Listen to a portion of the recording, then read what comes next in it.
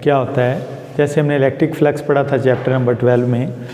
Electric flux क्या था कि number of electric lines of force passing through certain element of area. अगर किसी एरिया में से, जैसे ये डस्टर है और इसमें से इलेक्ट्रिक फील्ड लाइन गुज़र रही हैं, तो जितनी नंबर ऑफ़ लाइंस इसमें से पास करेंगी इस एरिया में से, वो उसका इलेक्ट्रिक फ्लक्स कहलाएगा। ये हमने चैप्टर नंबर 12 में पढ़ा था। हम इस चैप्टर में मैग्नेटिक फील्ड को स्टडी कर रहे हैं, तो यहाँ पे ये है, उसी डेफिनेशन को हमने यूज़ करना है। लेकिन मैग्नेटिक फील्ड लाइन के लिए the number of magnetic field lines passing through certain element of area, किसी भी एरिया से गुज़रने वाली मैग्नेटिक फील्ड लाइंस को मैग्नेटिक फ्लक्स कहते हैं। जितनी लाइंस पास आउट होंगी उतना उसका फ्लक्स ज़्यादा होगा, ठीक है। तो एरिया जो है वो सर्टेन का वर्ड यूज़ किया है, यूनिट एरिया भी हो सकता है। एक यूनिट एरिया का मतलब होगा 1 मीटर स्क्वायर, 1 मीटर चौड़ा 1 मीटर लंबा, ठीक है। तो किसी भी जो एरिया होगा उससे गुज़रने वाली मैग्नेटिक फील्ड लाइंस, यहाँ पे याद रखना है आपने, वहाँ पे हमने वर्ड यूज़ किया था electric lines of force. Magnetic जो लाइंस ऑफ फोर्स नहीं होती, मैग्नेटिक फील्ड लाइंस होती हैं। थोड़ा सा बारीक सा फ़र्क है दोनों में। इसके लिए इसमें फोर्स का वर्ड हम नहीं यूज़ करेंगे, मैग्नेटिक लाइंस ऑफ फोर्स नहीं यूज़ करेंगे, electric lines of force use कर सकते हैं। इसकी वजह ये है कि जो मैग्नेटिक फील्ड होती है ये किसी भी रेस्ट में पड़े हुए चार्ज पर फोर्स नहीं लगा सकती। फोर्स लगाती है मैग्नेटिक फील्ड, फोर्स लगाती है, लेकिन ये फोर्स उस चार्ज पे लगाएगी जो चार्ज मूव कर रहा होगा। जो चार्ज रेस्ट में होगा ना, उसके ऊपर फोर्स नहीं लगाएगी, ठीक है। लेकिन इलेक्ट्रिक फील्ड जो है वो रेस्ट में पड़े हुए चार्ज पे भी फोर्स लगाएगी। वो चार्ज को अगर रुका हुआ है तो उसको मूव करवा सकती है, ठीक है। तो इसलिए हम फील्ड लाइंस का फोर्स की बजाय लाइंस का फील्ड लाइंस का जो टर्म है ये यूज़ किए। अच्छा, मैथमेटिकली इसको भी हम वैसे ही लिखेंगे जैसे हमने इलेक्ट्रिक फ्लक्स को लिखा था कि phi is equal to B dot A. वहाँ पे था ई डॉट ए, यहाँ पे बी डॉट ए। अच्छा, अब देखें इसको अगर मैं ओपन करूँ तो ये बन रहा है B A cos of theta, क्योंकि डॉट प्रोडक्ट को ओपन करेंगे तो काज थीटा आ जाएगा। उसी तरह से फ्लक्स जो है मैक्सिमम कब होगा और फ्लक्स मिनिमम कब होगा, थीटा में बता रहा है फ्लक्स मैक्सिमम कब होगा। ये देखें, ये है मैग्नेटिक फील्ड लाइंस। इसको वैसे हमें रेड से फील्ड लाइंस को ड्रा करना चाहिए। ये मैग्नेटिक फील्ड लाइंस हैं, सामने कोई एरिया पड़ा हुआ है।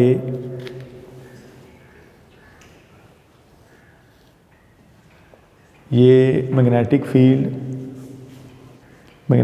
लाइन जो हैं वो उसमें से पास आउट हो रही हैं। यहाँ पे देखें तो एंगल क्या बन रहा है इसके साथ, ये फील्ड लाइन, सॉरी इसको हमें रेड से बनाना चाहिए। ये फील्ड लाइन पास आउट हो रही है और इसमें से ये एरिया है। एरिया और बी अगर आप गौर करें तो पैरेलल है। एरिया और बी, मैग्नेटिक फील्ड और एरिया, दोनों वेक्टर्स पैरेलल हैं। अगर दोनों पैरेलल हैं तो गौर करें इनके दरमियान जो एंगल है थीटा वो क्या होगा, 0 डिग्री होगा। और अगर ये 0 डिग्री होगा तो फाई हमारे पास क्या आ जाएगा, बी ए काज ऑफ 0। और काज 0 जो है वो क्या होता है, मैक्सिमम होता है, 1 होता है। काज की 0 पे मैक्सिमम वैल्यू होती है 1। तो यहाँ पे हमारे पास जो फ्लक्स आ जाएगा वो मैक्सिमम फ्लक्स हमें मिल जाएगा, ठीक है, इस केस में ये। अच्छा, अगर फील्ड और एरिया आपस में परपेंडिकुलर हों, ये देखें, अगर ये डायग्राम इसको हम इस तरह से बनाएं, ये एरिया जो हमने इस तरह से रख लिया है उसको, प्लेन को, उसका जो एरिया है वो ऊपर की तरफ है और जो मैग्नेटिक फील्ड लाइंस हैं वो इस तरह से पास आउट हो रही हैं। आप देखें तो एरिया और फील्ड के दरमियान कौन सा एंगल बन रहा है, 90 का एंगल बन रहा है, ठीक, 90 का एंगल बन रहा है।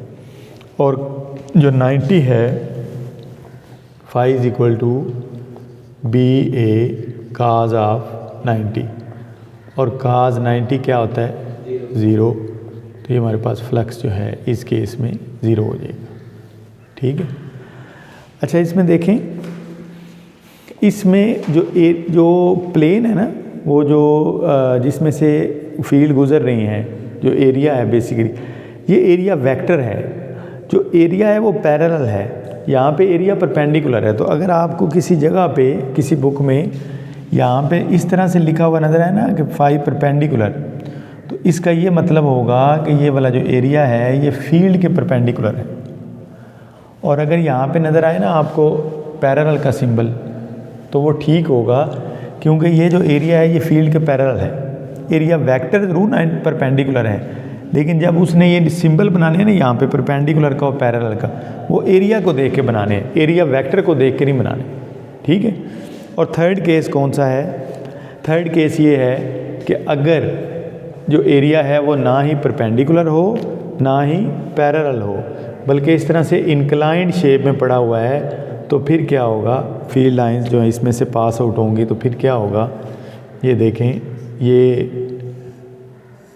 मैग्नेटिक फील्ड जो है ना वो इस तरह से इंक्लाइंड शेप में एरिया पड़ा हुआ है, इस तरह से उसमें से फील्ड लाइन गुजर रही हैं। तो इस केस में जो एंगल बनेगा एरिया और उसके दरमियान, ये हमारे पास एरिया वेक्टर होगा, ये ए, ठीक है। तो यहाँ पे इसके दरमियान देख लें, किसी भी पॉइंट पे देख लें, ये एंगल बन रहा है थीटा, ये भी एंगल थीटा बन रहा है। और अगर हम ए इसके दोनों के दरमियान कंसीडर करें, तो ना ही वो उसके एग्जैक्टली परपेंडिकुलर है और ना ही एग्जैक्टली पैरेलल है, ठीक है। अगर हम इस साइड पे एरिया को ले लें तो भी बात वही है, इस साइड पे अगर हम इसको कंसीडर करें, ये परपेंडिकुलर को, यहाँ पे ये चीज़, तो यहाँ पे भी देखें तो फील्ड और ए के दरमियान जो एंगल बन रहा है वो थीटा बन रहा है, यानी कि ये जो एंगल है ये ना परपेंडिकुलर है ना ही पैरेलल है। इस केस में जो हमारे पास फाई है वो हमारे पास आ जाएगा B A cos of theta, ये चीज़ आ जाएगी। इसको ये वाली जो है ये ज़्यादा बेटर एक्सप्लेनेशन है इसकी, ये ठीक हो गया कि अगर फील्ड जो है, अगर जो हमारा प्लेन एंगल है वो परपेंडिकुलर प्लेन एंगल जो है वो फील्ड के ना ही पैरेलल है ना ही परपेंडिकुलर है, इंक्लाइंड है, तो इस केस में जो एरिया वेक्टर है उसके साथ जो फील्ड का एंगल बन रहा है वो एंगल ना 90 होगा ना ही वो 0 होगा, वो कोई एंगल थीटा होगा, तो उसको हमने देख लेना। ये देखें यहाँ से ये चीज़ आपको ये नज़र आ रही है, ये फील्ड है, ये एरिया वेक्टर ए है, तो उसके साथ एंगल है। अगर हम एरिया वेक्टर ये लें तो ये फील्ड है, तो ये एंगल हमारे पास आ जाएगा थीटा। तो इस केस में सिंपल हमने लिख देना है B A cos of theta, ठीक हो गए। अच्छा, इसमें एक और लास्ट जो पॉइंट है वो ये है कि मैग्नेटिक फ्लक्स का यूनिट क्या होगा। ये देखें, ये हमारा फ्लक्स आ गया, जल्दी से ये देखें फ्लक्स का यूनिट। फ्लक्स का यूनिट क्या होगा, पहले हमें बी का यूनिट पता होना चाहिए और ए का यूनिट पता होना चाहिए। Unit of magnetic flux, magnetic flux का यूनिट ये देखें, जो फाई है इसका यूनिट निकालना है। बी का यूनिट हमने कल निकाला था, वो टेस्ला था, और ए का यूनिट हमारा एरिया का यूनिट हमें पता है वो मीटर स्क्वायर है, और phi is equal to tesla meter square. अच्छा, ये जो फाई है इसका यूनिट होता है वेबर, वेबर साइंटिस्ट का नाम है, उसके ऊपर WB इसको लिखेंगे, ये बराबर होगा tesla meter square, weber is equal to tesla meter square, ठीक है। ये हमारे पास ये फाई जो है इसके बराबर आ जाएगा, अंडरस्टैंड। और अगर हमने B जो मैग्नेटिक फील्ड स्ट्रेंथ है उसका यूनिट इस वेबर की फॉर्म में भी लिख सकते हैं। देखें, अगर मैं B को इधर ही रहने दूँ, A को इधर कर दूँ, तो ये फाई ओवर A हो जाएगा। तो फाई का यूनिट है वेबर एरिया का यूनिट है मीटर स्क्वायर।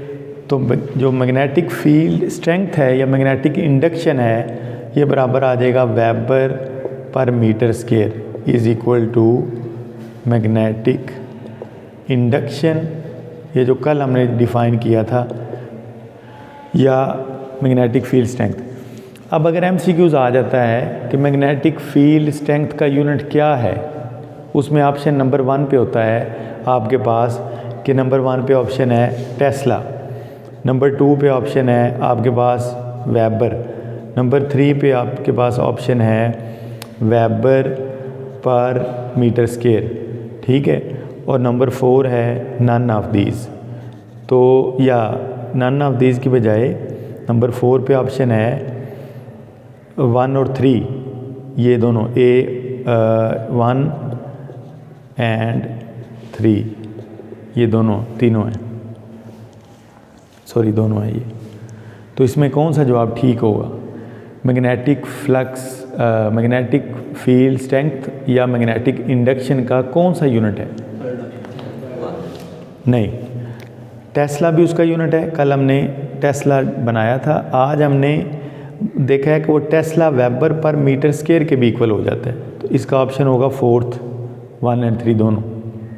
हमने उसको कल डिफ़ाइन किया था कि जो वो टेस्ला के बराबर है 1, लेकिन आज हमने क्या किया है, जब हमने फ्लक्स को डिफ़ाइन कर लिया है तो फिर हमने यहाँ से दोबारा से डेफिनेशन की है in the form of weber की फॉर्म में उस यूनिट को दोबारा से डिराइव किए, तो वो आ गया वेबर पर मीटर स्क्वायर। तो ये हमारे पास जो है ऑप्शन नंबर 4 होगा। तो यहाँ पे कन्फ्यूजन हो जाती है, इसलिए आपने ये इसको याद रखना है। Magnetic field strength, magnetic induction दोनों एक ही चीज़ें हैं। ये हमें ये बताती है कि फील्ड में कितनी शिद्दत है, फील्ड की ताकत कितनी है। इसका मैयर होता है टेस्ला से, बेसिक यूनिट इसका टेस्ला है, लेकिन इसका एक सेकेंडरी यूनिट भी है, दूसरा यूनिट भी है जो है वेबर पर मीटर स्क्वायर। ये तब यूज़ करते हैं जब हम फ्लक्स की फॉर्म में इसको लिखना चाह रहे हों, फील्ड के अंदर फ्लक्स जो होता है उसको उसकी फॉर्म में लिखना चाह रहे हैं, तो फिर ये यूनिट यूज़ होगा, ठीक है। तो ये दोनों होंगे। और अगर आपसे पूछा जाए कि मैग्नेटिक फ्लक्स का यूनिट क्या है, तो क्या होगा? मैग्नेटिक फ्लक्स का unit, magnetic flux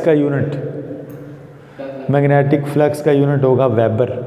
Tesla magnetic field strength का यूनिट है, मैग्नेटिक फ्लक्स का यूनिट नहीं है। फील्ड स्ट्रेंथ और फ्लक्स में फ़र्क है। फ्लक्स तो होता है जब नंबर ऑफ़ लाइंस किसी एरिया में से पास आउट हो रही हों, और जो मैग्नेटिक फील्ड स्ट्रेंथ है वो बेसिकली फील्ड की शिद्दत को बता रही होती है कि कितनी फील्ड में शिद्दत है। जैसे नहीं, हम धूप में बैठेंगे तो धूप अगर तेज़ हो, हमें फील होगा, गर्मी लगेगी तो उसका मतलब है धूप तेज़ है, रेडिएशन की इंटेंसिटी ज़्यादा है, स्ट्रेंथ ज़्यादा है, ठीक है। तो अगर फील नहीं होगी तो इसका मतलब है रेडिएशन की जो स्ट्रेंथ है वो वीक है, वो इतनी ज़्यादा स्ट्रॉन्ग नहीं है। तो टेस्ला ये डिटरमिन करता है कि फील्ड की स्ट्रेंथ कितनी है, ठीक है, और वेबर ये डिटरमिन करता है कि फील्ड लाइंस कितनी है, ठीक है, कितनी फील्ड लाइंस यहाँ से गुजर रही हैं।